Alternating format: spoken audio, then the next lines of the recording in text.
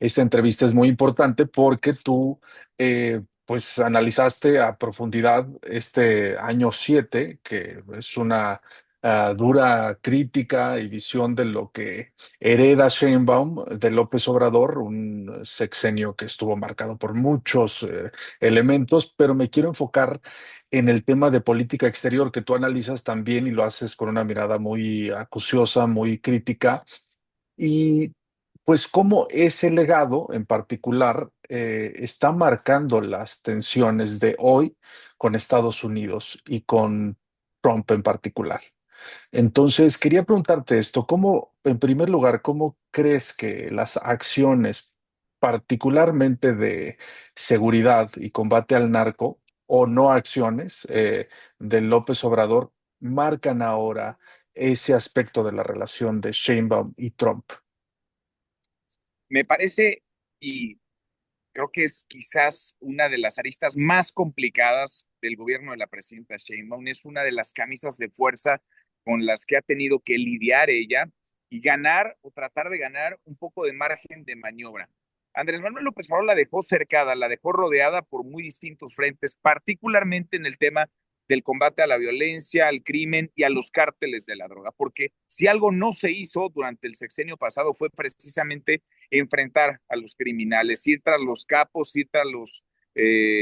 principales líderes de la delincuencia organizada. Se les dejó hacer, se les dejó pasar bajo este paraguas muy taquillero, este fraseo de los abrazos no balazos. Cuando llega Claudia Sheinbaum se encuentra con una realidad que se desborda y es una doble presión, la presión, digamos, del legado de López Obrador, de esos abrazos no balazos, pero también la presión desde el gobierno de Estados Unidos, particularmente de Donald Trump y su equipo, en donde es evidente, es obvio, que hay un contubernio entre autoridades del gobierno mexicano, cabezas enquistadas en el poder, morenistas muchos de ellos, y los capos del narcotráfico. En ocasiones ya la línea que separa unos y otros, digamos, la frontera entre políticos, autoridad, gobierno y criminales se borró y son la misma cosa. Llega Claudia Sheinbaum, digamos, con una crisis heredada de violencia. Venimos del sexenio con más homicidios en la historia del país, el sexenio con más desapariciones en la historia de México, y desde luego tiene que haber un volantazo. Ya no ha usado, desde que es presidenta Sheinbaum, no ha utilizado una sola vez la frase abrazos no balazos, lo cual me parece descriptivo. Se ha ido o se ha intentado ir, digamos, tras los líderes de los grupos criminales, se ha entregado a 55 al gobierno de Estados Unidos, se han dado decomisos enormes en materia de huachicol, por ejemplo, robo de combustible, pero también se han desmantelado y destruido esos que decía López Obrador que no existían en el país. Tras cada acción, tras cada acto de Sheinbaum, va quedando en claro que hubo mentira de Andrés Manuel López Obrador. Y cada uno de estos decomisos, cada uno de estos arrestos, cada una de estas deportaciones a los Estados Unidos, entregas de criminales, entierran el discurso y echan por tierra esas palabras de López Obrador de que había abrazos y no balazos, de que México estaba mejor en materia de violencia, que se había logrado controlar la inseguridad, que los homicidios iban a la baja. En realidad lo que vimos fue una mentira repetida en un montón de ocasiones. Ahora Claudia Sheinbaum, con el secretario de Seguridad Omar García Harfuch, con los nuevos secretarios de Marina y la Defensa, parecen tener una estrategia de combate frontal a los criminales, insisto, presionados en buena medida por el gobierno de Estados Unidos, que comienza a arrojar algunos resultados, pero que pone muy nerviosos a muchos de quienes militaron en el sexenio de López Obrador, de quienes fueron cabeza y resultaron entronados, empoderados durante esa administración y hoy, incluso hoy, permanecen en posiciones de altísima responsabilidad. Pienso en algunos gobernadores y funcionarios que dejaron, digamos, colocados en posiciones estratégicas a varios de sus cercanos e incluso familiares. Así que me parece que la presidenta está entre la espada y la pared, atrapada entre el discurso López Obradorista, del cual no puede separarse demasiado, al menos en lo público no puede romper, y la presión de Estados Unidos, que tiene el diagnóstico muy claro de este contubernio, de esta alianza entre criminales y gobierno mexicano. Ese elemento que mencionas de la, pues, aparente colusión de políticos, gobierno, criminales, eh, ¿Cómo crees que pueda lidiar Sheinbaum con eso? Porque vemos a Trump enfocado en el tema del narco, en el combate a los carteles de la droga y también en la narcopolítica. Entonces, algunos de los más cercanos a López Obrador fueron, por ejemplo, Adán Augusto López, que está en un puesto de mucho poder dentro de Morena y del gobierno, digamos, del Estado mexicano, ¿no? Cabeza de la Cámara de Senado, bueno, no, de cabeza de la fracción de Morena en la Cámara de Senadores. Y pues con este caso, que seguramente yo sé que conoces a profundidad, de la barredora y un cártel que aparentemente floreció bajo su mandato en Tabasco. ¿Cómo crees que Sheinbaum pueda desvincularse de gente tan cercana a AMLO y que también ella, pues, ha de alguna forma respaldado? ¿Cómo ves ese respaldo más las presiones de Estados Unidos con ese elemento de presunta colusión criminal? Sí, coincido. Se van acumulando, digamos, los casos, porque uno podría ser casualidad, dos quizá coincidencia, pero lo que vemos ahora es que es una especie de modus operandi, es decir, así funcionó, así se gestionó, así se administró a la delincuencia y a los delincuentes, a la corrupción y los corruptos durante el gobierno de López Obrador. Es el caso, sí, de Adán Augusto López, Hernán Bermúdez Requena, su amigo y socio desde hace 30 años, La Barredora. Es el caso también del almirante secretario Rafael Ojeda, fue secretario de Marina con Andrés Manuel López Obrador, esta red enorme de huachicol fiscal. Es también la persona de Audomaro Martínez Zapata, quien fuera el jefe de escoltas de López Obrador durante muchos años, le conoce cada paso, fue empoderado como titular del Centro Nacional de Inteligencia, un órgano neurálgico, estratégico. Podríamos detenernos también en los vínculos familiares, los hijos, los amigos de los hijos, el llamado clan López Obradorista. Alfonso Romo y su casa de bolsa Véctor, Alfonso Romo que fue jefe de oficina de López Obrador durante el primer tramo de su administración, y Véctor, su casa de bolsa que ha sido ya sancionada por el Departamento del Tesoro de Estados Unidos por lavar dinero para los cárteles. Es decir, son muchas piezas y las que nos faltan como para resultar coincidentes. Ahora, digamos, este descobijo a esas redes de corrupción viene, me parece, presionado por el gobierno de Estados Unidos, pero también viene de la necesidad, de la urgente necesidad de la presidenta de hacerse de margen de maniobra para tomar decisiones y asentarse en el ejercicio del poder, tomar las riendas del mismo. Varios de estos personajes son todos menos militantes, digamos, de la causa de la presidenta Claudia Sheinbaum. De hecho, Adán Augusto López fue uno de los más duros adversarios que tuvo en la contienda presidencial, fue de los que más ataques realizó, él y su estructura a la de la presidenta Sheinbaum cuando la precampaña dentro de Morena. Sin embargo, López Obrador me parece que de manera muy astuta decidió repartir el pastel. Él colocó, digamos, no solamente a sus cercanos en posiciones estratégicas, más de medio gabinete López Obradorista repite con Claudia Sheinbaum en la misma o en otra posición, pero es, digamos, un gabinete transeccional. Él decide a dónde envía a estas otras corcholatas que aspiraron a la candidatura presidencial y las deja bien empoderadas, bien cobijadas. Es el caso de Adán Augusto López, que es todo menos cercano a Sheinbaum, pero se siente, digamos, todavía bajo el manto protector de Andrés Manuel López Obrador. Y en ese sentido, no, me parece que no podremos realmente hablar de un combate férreo a la delincuencia si no hay una ruptura o al menos un distanciamiento con respecto a Andrés Manuel López Obrador, porque los caminos de la corrupción y de los corruptos conducen a él, porque las cercanías son indivisibles, son demasiados vínculos, demasiado estrechos además estos vínculos, como para deslindarle responsabilidad. O López Obrador fue increíblemente inepto, omiso, desobligado, o consintió, participó y se benefició de esta corrupción. Sin embargo, veo en este primer tramo del gobierno de la presidenta Sheinbaum sutileza. Ella jamás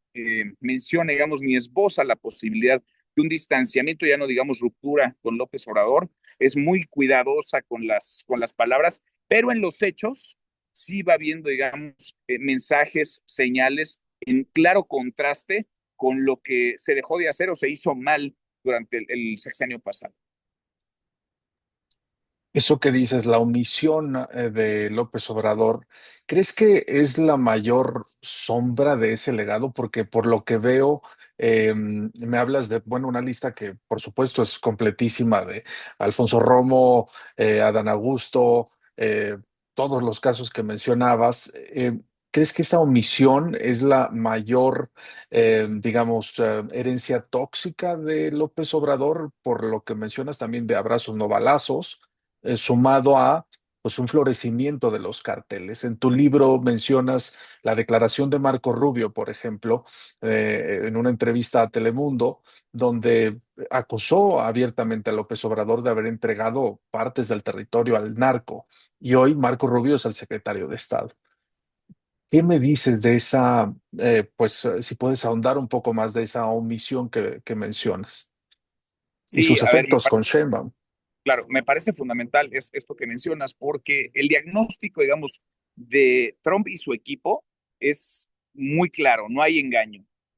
Lo dice él, lo ha dicho el jefe del Pentágono, su secretario de Estado, el vicepresidente, la fiscal general, la secretaria de Seguridad Interior. Es decir, todos tienen un diagnóstico muy claro de que se empoderó a los cárteles hasta niveles preocupantes, no solamente para México, que es, digamos, a lo que nosotros en nuestro país tendría que importarnos, pero también en Estados Unidos, y nos hemos convertido, me parece, en un asunto de seguridad nacional para nuestro vecino del norte. Y es tan nítido el diagnóstico y es tan clara la estrategia de combate que se tiene contra los cárteles, contra las cabezas de los cárteles, contra el tráfico de fentanilo y contra los políticos que han permitido, digamos, este contubernio, que no admite mayor interpretación. Está muy claro cómo están viendo, digamos, la película ya. De este lado, me parece que esas omisiones de López Obrador, si no es que esas complicidades, que me resulta difícil pensar que se trató únicamente presidente que él mismo mencionó, se entera de todo y que los grandes negocios de corrupción llevan el visto bueno del presidente, me cuesta trabajo pensar que él no lo supo, que él no lo vio. Por el contrario, parecería que él, no sé si lo incentivó, pero al menos sí lo consintió, sí lo alimentó, fue permisivo y quizás se benefició. Hay testimonios que son públicos además de líderes de los cárteles que hablan de haber financiado la campaña de Andrés Manuel López Obrador. No solamente la de 2018, quizá 2012, incluso desde 2006. Y es coincidente, digamos, estas declaraciones son coincidentes con la realidad misma, con los eventos que se desarrollaron a lo largo del sexenio, con este cuidado que tuvo Andrés Manuel López Obrador para con los criminales. Y es muy descriptivo en este sentido el momento de la captura de Ismael El Mayo Zambada. Porque cuando Ismael El Mayo Zambada lo capturan el 25 de julio, sin avisar al gobierno mexicano, que se entera además por los medios de comunicación y hay alguna llamada, pero la mañanera del día siguiente es quizá la peor mañanera de López Obrador. Apareció descompuesto, enojado, muy molesto, pidiendo respuestas a preguntas que él formulaba, respuestas que nunca llegaron desde los Estados Unidos. Lo descolocó y lo descolocó porque me parece que él había apostado por un dejar hacer, dejar pasar a los criminales, por un no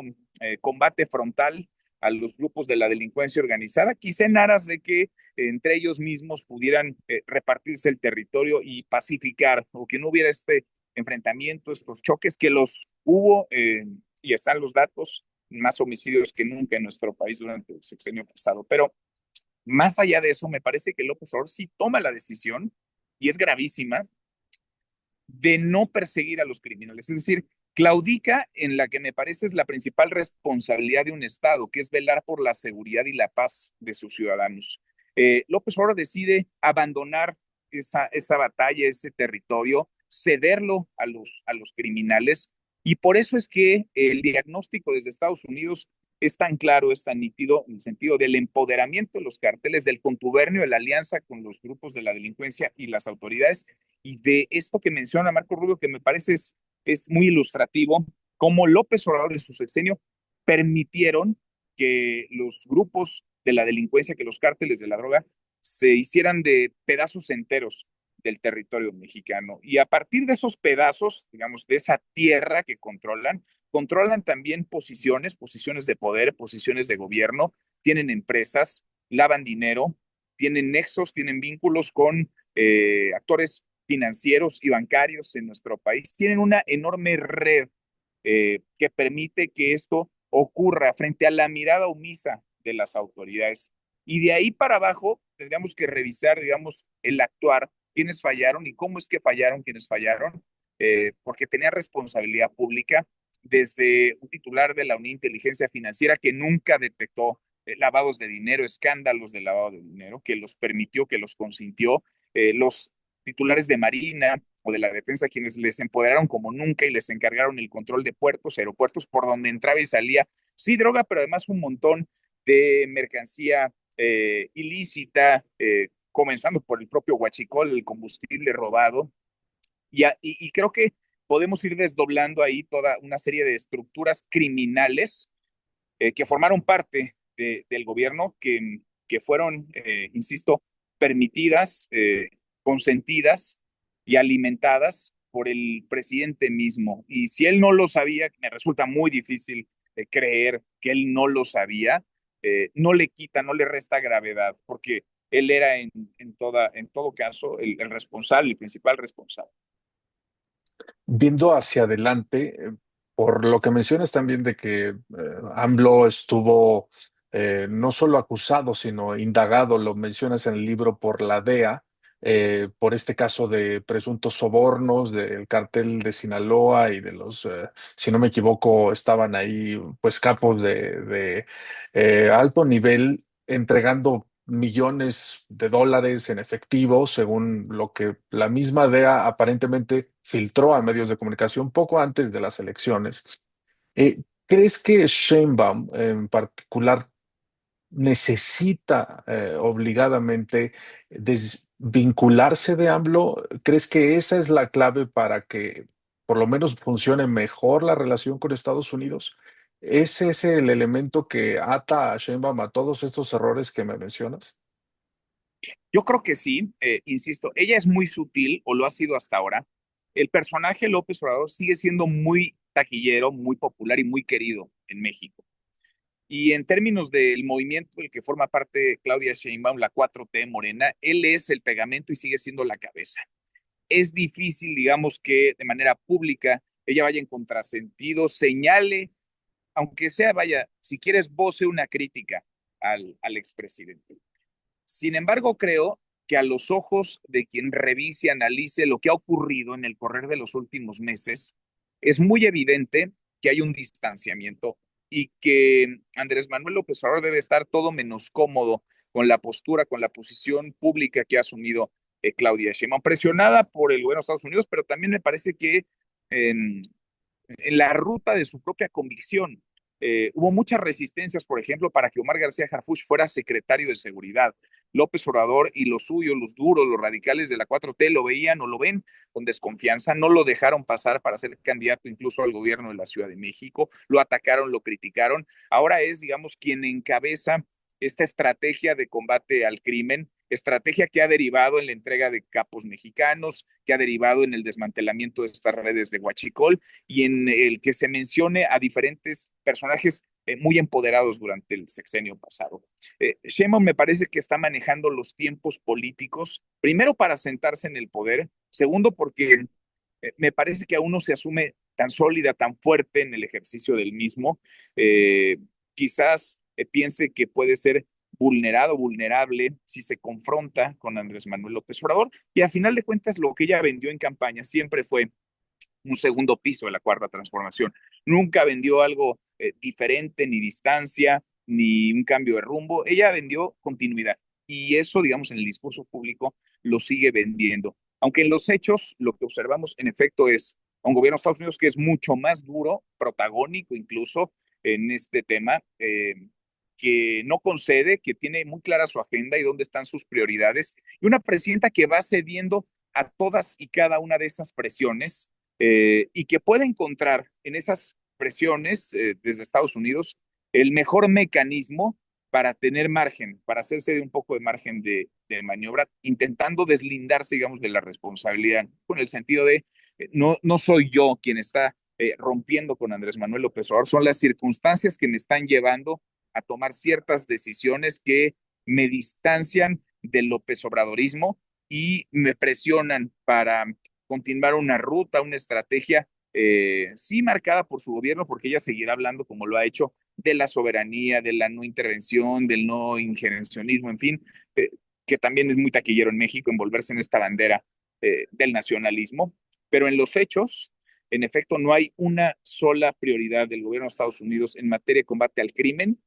para con México que el gobierno de Sheinbaum no haya asumido ya como propia. Y de ahí también podríamos hablar, digamos, de lo comercial y de otras cosas que se cruzan, se entrelazan, y me parece que Sheinbaum está cediendo y concediendo, insisto, en aras de tener un propio margen a varios de los señalamientos y de las legítimas cuestiones que Estados Unidos va poniendo sobre la mesa. Sí, por lo que me comentas de esta altísima popularidad que yo sé que tiene AMLO todavía y del poder que tiene dentro del movimiento, ¿crees que para Sheinbaum es prácticamente imposible hacer una ruptura pública con López Obrador de aquí a que termine su sexenio? No sé si de aquí a que termine el sexenio, sí creo que de aquí a que lleguemos a la elección intermedia, que será en 2027, va a ser muy complicado. A ella le convendría, porque a final de cuentas López Obrador le dejó el camino marcado. A ver, las posiciones, digamos, clave, neurálgicas, están tomadas por López Obradoristas o por quienes vienen heredados de ese sexenio. Pienso en el SAT, por ejemplo, que es quien recauda, la UIF, que era quien investigaba. Recién hace un par de semanas hubo un movimiento en la Unidad de Inteligencia Financiera de Hacienda y asumió, digamos, una posición clave uno de los hombres más cercanos al secretario de Seguridad, Omar García Harfuch, pero venía, quien estaba ahí, Pablo Gómez, venía del López Obradorismo, pero López Obrador le colocó además a los coordinadores en Cámara de Diputados, Ricardo Monreal, en el Senado, Adán Augusto López, el fiscal general de la República es transeccional, Alejandro Gertz Manero, eh, la secretaria de Gobernación, Rosa Isela Rodríguez, es una de las mujeres más cercanas al propio expresidente, y el partido, que no se nos olvide que Morena está encabezado hoy por el ala, digamos, más ruda, más radical, más dura, que no es de Claudia Sheinbaum, es un ala que responde al expresidente. Y ahí está como secretario de organización muy empoderado Andy López Beltrán, hijo de Andrés Manuel López Obrador, que ahora ha caído en desgracia por sus escándalos y por sus propios tropezones. Pero en la coyuntura del 27, cuando nos aproximemos a esas elecciones en las que se van a renovar los 500 asientos en la Cámara de Diputados y 17 gubernaturas, es decir, más de medio país va a ir a elecciones para renovar su ejecutivo estatal, Sheinbaum tendrá que jugar todas sus cartas. Si ella no logra colocar a personajes medianamente afines a ella, si no tiene incidencia en el palomeo de candidaturas, entonces veremos un sexenio que ella va a transitar, digamos, acotada, acorralada, en donde únicamente será puente para lo que venga a partir de 2030. Si ella logra, por el contrario, hacerse de candidaturas, colocar a sus cercanos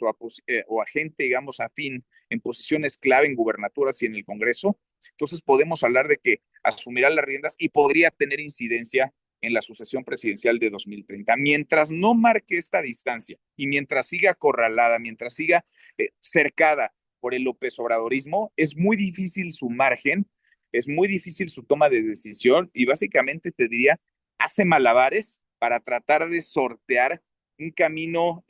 empantanado en el que ella se encuentra, rodeada, observada por el López Obradorismo.